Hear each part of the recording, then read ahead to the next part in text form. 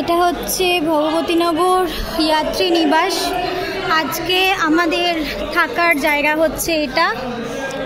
100 টাকার একটা form fill up করতে হয়েছে আর 240 টাকা দিয়ে এই যে এগুলো নিতে হয়েছে। অবশ্য ওরা 200 টাকা আমাদের ফেরত দিয়ে দেবে আর 40 টাকা এগুলোর জন্য।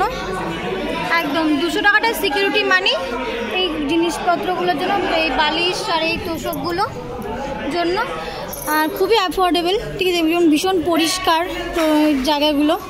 তো আমরা আজকে এখানে রাত্রেরটা আজকে আমরা এখানে থাকবো। আমাদের ভোর 2 মানে রাত 2টোয় আমাদের বাস। তো রাত 2টোয় আমাদের বাস যাবে পেহেলগাঁওয়ে আমাদের নামাতে। এখান থেকে বাস বুক করেছি। বাসের ভাড়া হচ্ছে কত নিল আমাদের বাস ভাড়া? তো আমাদের বাস ভাড়া নিয়েছে আমাদের পার পার্সন অনুযায়ী হচ্ছে 410 টাকা করে বাস ভাড়া নিয়েছে। বাইরে যে গাড়িগুলো ছিল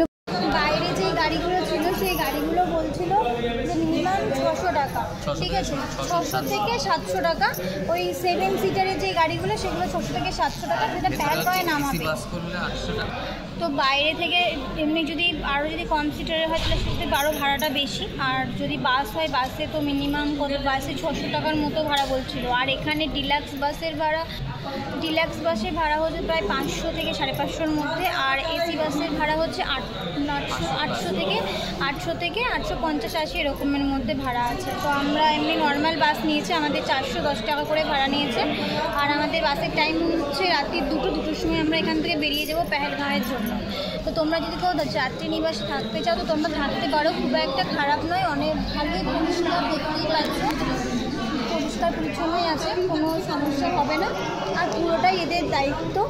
আর আমরা একটা জিনিস জিজ্ঞাসা করে নিয়েছি এখানে, যে অনেক সময় শুনেছিলাম যে এদের এখানে যদি আবার ঢুকে যায় তাহলে পুরোটা এদের সাথে নাকি কমপ্লিট করতে হয়। কিন্তু আমরা জিজ্ঞাসা করলাম, তো আমাদেরকে বললেন যে না, সেটা সেরকম কোনো বিষয় নেই। আপনাদের পেহেলগাঁওয়ে নামিয়ে দেওয়ার পর আপনারা নিজেদের মতো যাত্রা করতে পারবেন। তো সেই জন্য আমরা এখানে আসলাম। তো এসে দেখলাম ব্যবস্থাটা মোটামুটি বেশ ভালোই। তো আমরা আজকে এখানেই থাকবো। তো বাকি কথা তোমাদেরকে কালকে সকালবেলা বাসে যেতে বলবো। আর এখানকার আমাদের যা এক্সপিরিয়েন্স সেটাও তোমাদের শেয়ার করবো। আর একটা কথা তোমাদের বলে দিই, তোমরা যদি মনে করো এখানে এসে তোমরা ধরো ভাবলে যে বাড়ি থেকে বুঝতে পারলে না যে ব্যাগ কতটা ভারী হলো না হলো, সেটা এখানে এসে তোমরা বুঝতে পারছো যে না একটু বেশি জিনিসপত্র নিয়ে আসা হয়ে গেছে আমাদের। তো সেক্ষেত্রে তোমরা একটা কাজ করতে পারো, এখানে ক্লক রুম আছে, একটা নির্দিষ্ট ওরা একটা ভাড়া বেঁধে রেখেছে, সেটা আমরা জিজ্ঞাসা করবো, তোমাদের পরের ভিডিওতে বলে দেবো। আমরা ওটা জিজ্ঞাসা করিনি, কিন্তু দেখলাম ওখানে ব্যাগ ট্যাগ জমা রাখছে।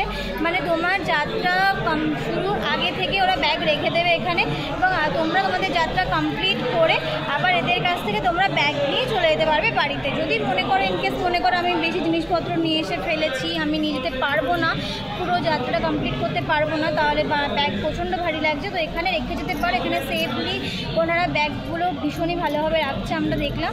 তো তোমরা এখানে রাখতে পারো। এটা একটা ছোট্ট ইনফরমেশন ছিল, এটা হতেই পারে আমরা বাড়ি থেকে প্রচুর ব্যাগের মধ্যে জিনিসপত্র নিয়ে আসি, বুঝতে পারি না, তো তোমরা এখানে রাখতে পারো। তো এটা ছিল একটা ছোট্ট একটা ইনফরমেশন তোমাদের জন্য, আশা করি তোমাদের হেল্প হবে এটাতে।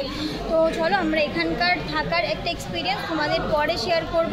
আজকে আমরা ভীষণ টায়ার্ড, মানে প্রচুর ঘুরতে হয়েছে, তো সেই জন্য চলো এখন আমরা একটু ফ্রেশ হয়ে নিই। এই যে বসে আছে, বলবি এখানে পরিবেশ ভালো, জায়গা পরিষ্কার, একটু ফ্রেশ হবো, তারপরে রেডি একটু রেস্ট নেবো, রেস্ট নিয়ে রাতে ঘুরে বাস আছে সময় বেরোবো পেহেলগাঁওয়ের উদ্দেশ্যে।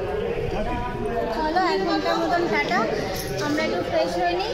আর লঙ্গরখানে তখন তো খেয়ে নিলাম, আমরাই খাওয়া দাওয়া আমার মোটামুটি করেছি। তারপর আবার একটু পরে যদি খিদে পাই তাহলে আমরা আবার ওখানে যাবো, গিয়ে খেয়ে নেবো। তো চলো 1 ঘন্টার মতন টাটা। এখানকার এক্সপিরিয়েন্স তোমাদেরকে পরে শেয়ার করবো, কাল সকালবেলা তোমাদেরকে শেয়ার করবো। ওকে চলো টাটা।